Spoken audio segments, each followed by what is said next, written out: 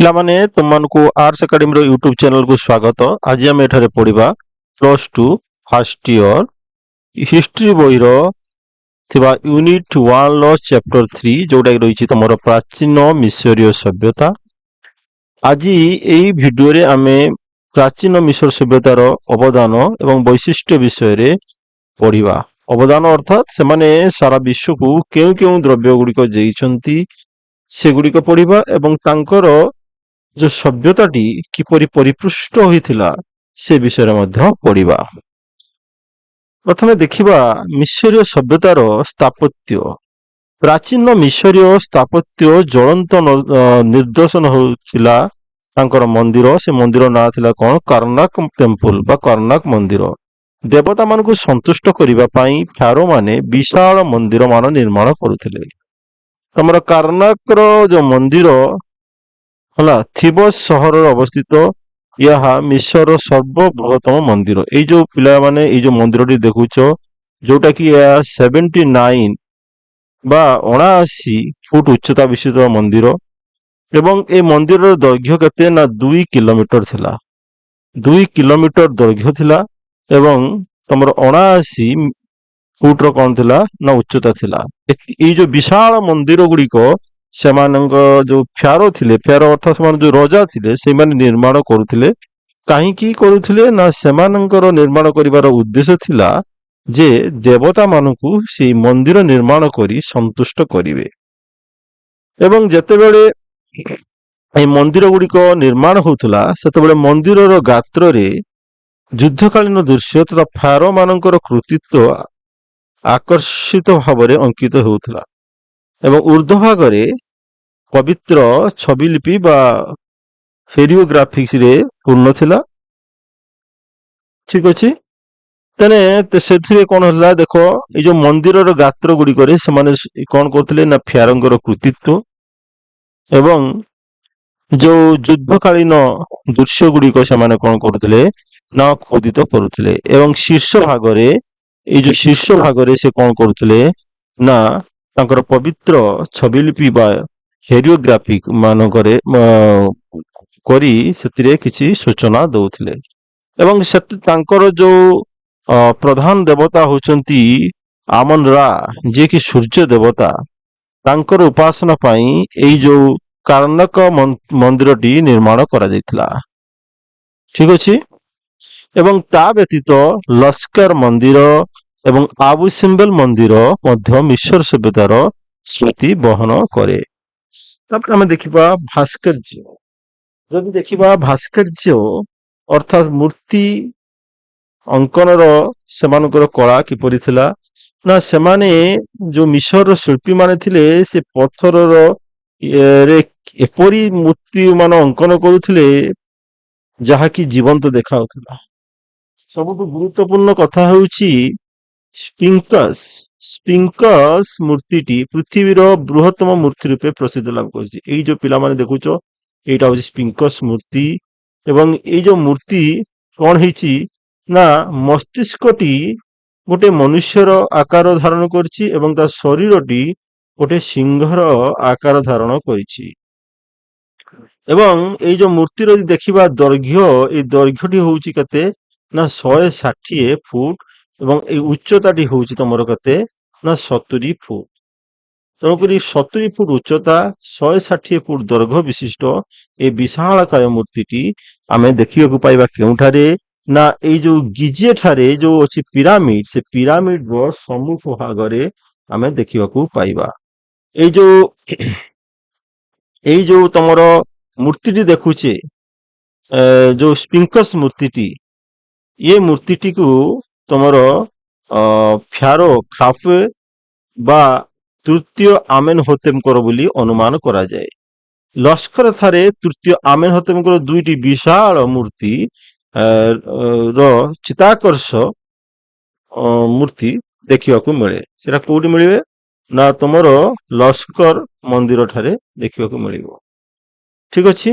एवं एई जो मूर्ति गुड़िकर ओजन प्राय 1000 टन 1000 टन 1 टन जे केते ना 1000 किलो तो 1000 टन ଏ 1000 ଟନ୍ର ଓଜନର ମୂର୍ତ୍ତି ସେଠି ଦେଖିବାକୁ ମିଳେ। ସେଇଭଳି ଆବୁ ସିମ୍ବେଲ ଠାରେ ଦ୍ୱିତୀୟ ରାମେସେସଙ୍କର ତାଙ୍କର ସାମ୍ରାଙ୍ଗୀ ଏବଂ ଆମନ ରାଙ୍କର ମୂର୍ତ୍ତି ଅଛି ମଧ୍ୟ ଅନ୍ୟତମ। ଅର୍ଥାତ୍ ତାଙ୍କ ସାମ୍ରାଙ୍ଗ ଏଇ ଯୋଉ ତମର ରାମେସେସ ଯୋଉ ଅଛନ୍ତି ଫ୍ୟାରୋ ବା ସମ୍ରାଟ, ତାଙ୍କର ମୂର୍ତ୍ତି, ତାଙ୍କ ସହିତ ତାଙ୍କର ସାମ୍ରାଙ୍ଗୀଙ୍କର ମୂର୍ତ୍ତି ଏବଂ ଆମନ ରା ଯୋଉ ସୂର୍ଯ୍ୟ ଦେବତା, ତାଙ୍କର ବିଶାଳକାୟ ମୂର୍ତ୍ତି ଦେଖିବାକୁ ମିଳେ। ଆଉ ଆମେ ଯଦି ଦେଖିବା ସେ ଯୋଉ ମନ୍ଦିର ଏବଂ ପିରାମିଡ ଗାତ୍ରରେ ସେମାନେ ପଶୁ, ପକ୍ଷୀ, ବୃକ୍ଷ, ଲତା ଆଦି କଣ କରୁଥିଲେ ନା ଅଙ୍କନ କରୁଥିଲେ। ସେଗୁଡିକ ସେତେ ସମୟର ସାମାଜିକ, ରାଜନୈତିକ ଏବଂ ଆର୍ଥିକ, ଧାର୍ମିକ ସୂଚନା ଗୁଡିକ ପ୍ରଦାନ କରିଥାଏ। ତାପରେ ଦେଖିବା ସେ ସମୟର ଧର୍ମ କଣ ଥିଲା। ନା ସେ ସମୟରେ ଧର୍ମ ଏକ ଅଦ୍ଭୁତପୂର୍ବ ଧାରଣା ମିଶରବାସୀଙ୍କ ମନରେ ଥିଲା। କଣ ଥିଲା ନା ସେମାନେ ବହୁ ଈଶ୍ୱରକୁ ପୂଜା କରୁଥିଲେ। ସେମାନେ 2200 ପାଖାପାଖି ଦେବତାଙ୍କୁ ପୂଜା କରୁଥିଲେ। ସେମାନଙ୍କ ଭିତରେ ସବୁ ପ୍ରାୟ ଦେବତା କଣ ଥିଲେ ନା ଗୋଟେ ପ୍ରାଣୀ ଥିଲେ, ଜୀବଜନ୍ତୁ ମାନେ ଥିଲେ। ଯେପରି ସେମାନେ କୁମ୍ଭୀରର ଦେବତା ଶିବେକକୁ ପୂଜା କରୁଥିଲେ, ମାର୍ଜାର ଦେବତା ପାସଠ ପୂଜା କରୁଥିଲେ, ସୁଗାଳ ଦେବତା ଅନୁବିସ, ରା ହେଉଛନ୍ତି ତାଙ୍କର ସମଗ୍ର ବିଶ୍ୱର ସୃଷ୍ଟିକର୍ତ୍ତା, ଉସିରିସ ହଉଛନ୍ତି ତାଙ୍କର ପୁତ୍ର। କାର? ରାଙ୍କର ପୁତ୍ର ହଉଛନ୍ତି ଉସିରିସ। ଠିକ ଅଛି, ଏ ଯୋଉ ରାଙ୍କର ପୁତ୍ର ହଉଛନ୍ତି ଉସିରିସ। ଏବଂ ମିଶର ପ୍ରଭୁ ଓ ମୃତ ବ୍ୟକ୍ତି ମାନଙ୍କର ବିଚାରପତି ହଉଛନ୍ତି କିଏ ନା ଉସିରିସ। ସେପରି ଇସିସ ହେଉଛନ୍ତି ଉସିରିସଙ୍କର ସ୍ତ୍ରୀ।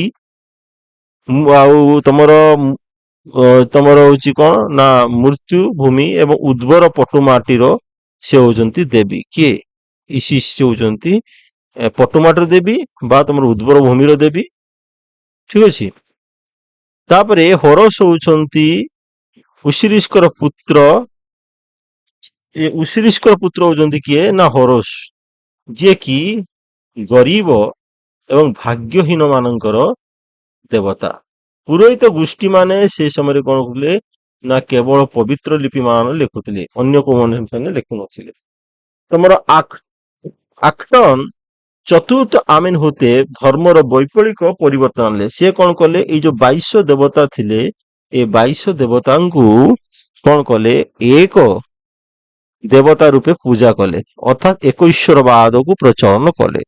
ସେତେବେଳେ ଆଟନ ବା ସୂର୍ଯ୍ୟ ଦେବତା ଏକମାତ୍ର ଦେବତା ଥିଲା। ତାଙ୍କ ସମୟରେ ସୂର୍ଯ୍ୟ ଦେବତା ବା ଆଟନକୁ ଏକମାତ୍ର ଦେବତାକୁ ରୂପେ ସେ ଗ୍ରହଣ କରିଥିଲେ। ଆଟନ ସେ ହେଉଛନ୍ତି ନିରାକାର, ସର୍ବଶକ୍ତିମାନ, ପିତୃତୁଲ୍ୟ, ଦୟାଳୁ, କ୍ଷମାର ଅବତାର ବୋଲି ସେ ବର୍ଣ୍ଣନା କରାଯାଇଛି। ପ୍ରଭାତ ଏବଂ ସନ୍ଧ୍ୟାର ସ୍ନିଗ୍ଧ ଶୀତଳ ସୂର୍ଯ୍ୟ କିରଣରେ ପୂଜା କରାଯାଉଥିଲା।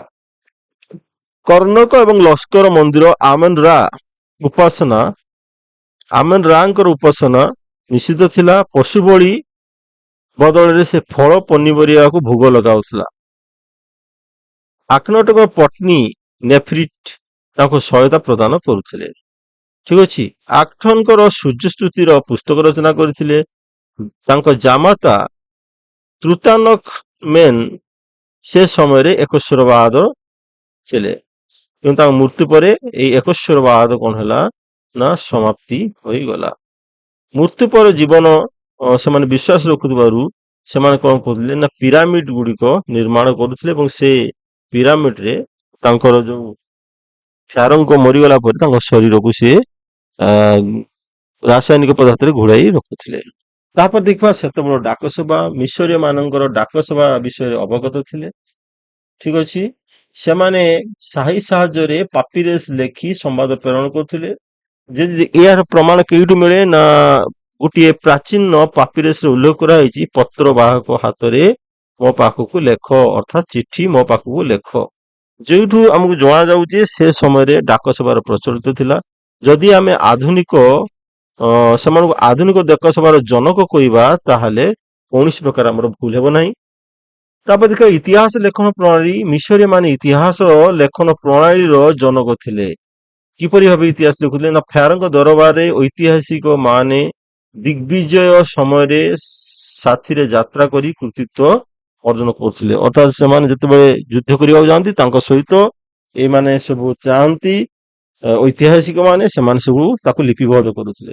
ଯାହାର ଆମର ସଦ୍ୟତମ ଉଦାହରଣ ଯୋଉଟା କି ପ୍ରଥମ ଭିଡିଓରେ କହିଥିଲି, ରେସୋଟା ପଥରରେ ମିଳେ। କାରଣ ରେସୋଟା ପଥରରେ ଯୋଉ ଖୋଦିତ ହେଇଥିଲା ତାକୁ ଯୋଉଟା କି ପ୍ରଥମେ କଣ ଉଦ୍ଧାର କରିଥିଲେ ରେସୋଟା ନାମକ ଜଣେ ଇଞ୍ଜିନିୟର। ହଁ, ସେଥିପାଇଁ ତାଙ୍କର ସେ ପଥର ନାମ ହେଇଥିଲା କଣ ନା ରେସୋଟା ପଥର। ଏଇ ରେସୋଟା ପଥରର ସେମାନେ ଇତିହାସ ଲେଖୁଥିବାର ଏକ କଣ ସୂଚନା ମିଳିଥିଲା ଏ ରେସୋଟା ପଥରରୁ। ଏହା ଏକ ଜ୍ୱଳନ୍ତ ନିଦର୍ଶନ ଥିଲା। ତାପରେ ଏଇ ଯୋଉ ପଥରଟିକୁ ମୁଁ ପ୍ରଥମ ଭିଡିଓରେ ମଧ୍ୟ କହିଥିଲି ହେଲା। କାମୁଲିଅନ କଣ କରିଥିଲେ, ଜଣେ ଫରାସୀ ଭାଷା ତତ୍ତ୍ୱବିତ୍, ସେ ତାକୁ ଅଧ୍ୟୟନ କରିବାକୁ ସକ୍ଷମ ହେଇଥିଲେ। ତାପରେ ଆମେ ଦେଖିବା କୃଷି ଆଉ ଜଳସେଚନ ମିଶରବାସୀ ମାନେ କଣ କରୁଥିଲେ ନା ମିଶରବାସୀ ମାନେ କୃଷିରେ ଅସୀମ ପାରଦର୍ଶିତା ଲାଭ କରିଥିଲେ। ସେମାନେ ଏମିତି ଲଙ୍ଗଳ ଏବଂ ଫାଳ ଦ୍ଵାରା କଣ କରୁଥିଲେ ନା କୃଷି କାର୍ଯ୍ୟ କରୁଥିଲେ। ବନ୍ୟା ଜଳରେ ଅନିତ ପଟୁ ମାଟିର ଉର୍ବରତା ସମ୍ପର୍କରେ ସେମାନେ ଧାରଣା ଥିଲା। ଜଳସେଚନ ପଦ୍ଧତି ସେମାନେ ଜାଣିଥିଲେ। ଗ୍ରୀଷ୍ମ ଋତୁରେ ଛୋଟ ନାଳ ତିଆରି କରି ଚାଷ ଜମିରେ ପାଣି ମଡାଇ ସେମାନେ କଣ କଣ ଚାଷ କରୁଥିଲେ ନା ଗହମ, ମଟର, ରସୁଣ, କାକୁଡି, ଲେମ୍ବୁ, ଖଜୁରୀ ଏବଂ ତରଭୁଜ ଭଳିଆ ପନିପରିବାକୁ ସେମାନେ ଚାଷ କରୁଥିଲେ। ତାପରେ ଆମେ ଦେଖିବା ନୌଯାତ୍ରା ଏବଂ ବାଣିଜ୍ୟ। ମିଶରୀୟ ମାନେ ବାଣିଜ୍ୟରେ ପ୍ରଥମେ ନୌକାର ବ୍ୟବହାର କରୁଥିଲେ। ସେମାନେ ନୀଳ ନଦୀର କ୍ଷୁଦ୍ର ତରି ମାନ ଚଳାଉଥିଲେ। ଏମିତି କ୍ଷୁଦ୍ର କ୍ଷୁଦ୍ର ତରି ଚଲାଉଥିଲେ ଏବଂ ମିଶର ଭୂମଧ୍ୟ ସାଗରର ବାଣିଜ୍ୟର ପେଣ୍ଠ ଥିଲା। ସୁଦାନ, ନୁବିଆ, ପାରସ୍ୟ, ଜାନିବର, କ୍ରେଟ, ଫୋନେସିଆ ଆଦିରେ ସେମାନେ କଣ କରୁଥିଲେ ନା ବାଣିଜ୍ୟ କରୁଥିଲେ। ସେମାନେ ସାଧାରଣତଃ ରପ୍ତାନି କଣ କରୁଥିଲେ ନା ରପ୍ତାନି ସେମାନେ ହାତୀ ଦାନ୍ତ, ସୁନା, ଅଷ୍ଟ୍ରିଚ ପକ୍ଷୀର ପର, କୀଟଦାସ ଗୁଡିକ ସେମାନେ ରପ୍ତାନି କରୁଥିଲେ। ଆମଦାନୀରେ କଣ ପାଉଥିଲେ ନା ଗୋରୁ ଗାଈ ପାଉଥିଲେ, ମତ୍ସ୍ୟ ପାଉଥିଲେ, ମଦ୍ୟ ପାଉଥିଲେ, ନାଲି ପଥର ପାଉଥିଲେ, ତମ୍ବା ପାଉଥିଲେ, ଏଇସବୁ ଜିନିଷ ପାଉଥିଲେ। ନୌବାହିନୀ ସେମାନଙ୍କ ପ୍ରଥମ ନିର୍ଦ୍ଦେଶନ ଦେଇ ମାନବ ସେବାକୁ ରିଦ୍ଧବନ୍ତ କରିଥିଲେ। ଅର୍ଥାତ୍ ନୌବାହିନୀ ସେ ପର୍ଯ୍ୟନ୍ତ ମାନେ କଣ କେହି ବ୍ୟବହାର କରୁନଥିଲେ। ସର୍ବପ୍ରଥମେ ଦେଖିବା ଏଇ ମିଶରୀୟ ମାନେ ନୌବାହିନୀର ବ୍ୟବହାର କରୁଥିଲେ। ତାପରେ ଦେଖିବା ସୂକ୍ଷ୍ମ କଳା।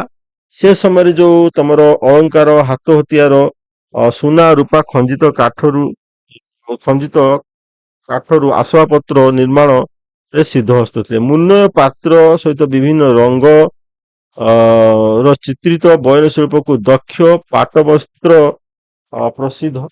ହଁ, ତେଣୁକରି ସେମାନେ ଏଇ ଯୋଉ ମୃଣ୍ମୟ ପାଟରେ ରଙ୍ଗ ଦଉଥିଲେ, ତାକୁ ଚିତ୍ରିତ କରୁଥିଲେ। ବୟନ ଶିଳ୍ପରେ ଏତେ ଦକ୍ଷ ଥିଲେ ଯୋଉଥି ପାଇଁ କି ତାଙ୍କର ଯୋଉ ପାଟ ବସ୍ତ୍ର କଣ ପ୍ରସିଦ୍ଧ ଲାଭ କରିଥିଲା। ତାପରେ ଦେଖ ସଙ୍ଗୀତ ପାଇଁ ସେମାନେ ସିଙ୍ଗା ଏବଂ ବଂଶୀ ଆଦିର ବାଦ୍ୟଯନ୍ତ୍ର ବ୍ୟବହାର କରୁଥିଲେ। ତାପରେ ଆମେ ଦେଖିବା ଦର୍ଶନ। ବିଶିଷ୍ଟ ଦାର୍ଶନିକ ତାହୋତେପ ସେମ୍ପ୍ରିସ ପ୍ରାଦେଶିକ ଶାସନକର୍ତ୍ତା, ପଞ୍ଚମ ରାଜବଂଶ ଫ୍ୟାରୋଙ୍କ ପ୍ରଧାନମନ୍ତ୍ରୀ। ତାଙ୍କର ଗୋଟେ ପୁସ୍ତକ ଲେଖିଥିଲେ ତୁହେ ତେ ପରାମର୍ଶ ନିମନ୍ତେ ପ୍ରସିଦ୍ଧ ହଉଛନ୍ତି କିଏ ନା ଏ ଯୋଉ ବିଶିଷ୍ଟ ଦାର୍ଶନିକ ତୋହତେ ହେଲା। କିନ୍ତୁ କନଫ୍ୟୁସିୟସ, ସକ୍ରେଟିସ ଏବଂ ବୁଦ୍ଧଙ୍କର ବହୁ ପୂର୍ବରୁ ସେ କଣ କଲେ ଦର୍ଶନ ବ୍ୟକ୍ତ କରିଥିଲେ। ହଉ, ଠିକ ଅଛି। ତାପରେ ଦେଖିବା ଶାସନ ପ୍ରଣାଳୀ। ଫେରୋ ମାନେ ଦକ୍ଷ ଶାସକ ଥିଲେ। ସେମାନେ ସର୍ବଶକ୍ତିମାନ ଥିଲେ। କଣ ଦେବତ୍ୱ ରୂପିତ ଥିଲେ, ଅର୍ଥାତ୍ ସେମାନଙ୍କୁ ଦେବତା ଭଳି ସେମାନେ କଣ କରାହଉଥିଲା ନା ପ୍ରଜାମାନେ ତାଙ୍କୁ ଗ୍ରହଣ କରୁଥିଲେ। ଏବଂ ପ୍ରଧାନମନ୍ତ୍ରୀ, ପ୍ରାଦେଶିକ ଶାସନକର୍ତ୍ତା, ରାଜ କର୍ମଚାରୀଙ୍କ ସହଯୋଗରେ ସେମାନେ କଣ କରୁଥିଲେ ନା ବଳିଷ୍ଠ ଶାସନର ପ୍ରବର୍ତ୍ତନ କରିପାରିଥିଲେ। ଶେଷରେ ମୁଁ କହିବି ଏଇ ଯୋଉ ପିରାମିଡର ଦେଶ ହଉଛି ମିଶର ଦେଶ, ଯିଏକି ତମର କାଳଜୟୀ କଳା, ସ୍ଥାପତ୍ୟ, ଲିଖନ ପ୍ରଣାଳୀ, ଧର୍ମ, ବାଣିଜ୍ୟ, ବିଜ୍ଞାନ କ୍ଷେତ୍ରରେ ଅତୁଳନୀୟ ଅବଦାନ ଅଛି। ଠିକ ଅଛି। ସଭ୍ୟତାର ଲୀନ ହୋଇଗଲେ ମଧ୍ୟ ଏହାର ଅବଦାନ ଶତ ଶତ ବର୍ଷ ପାଇଁ ଅବିସ୍ମରଣୀୟ। ଅର୍ଥାତ୍ ସଭ୍ୟତା ହଜିଗଲେ ବି ଆଜି ବି ଆମେ ତାକୁ କଣ କରୁଛି ପଢୁଛି। ତେଣୁକରି ଇଏ କେବେ ବି କଣ ହବ ନାହିଁ, ଏଇ ଯୋଉ ମିଶର ସଭ୍ୟତାକୁ ଆମେ କେବେ ବି ଭୁଲି ପାରିବା ନାହିଁ।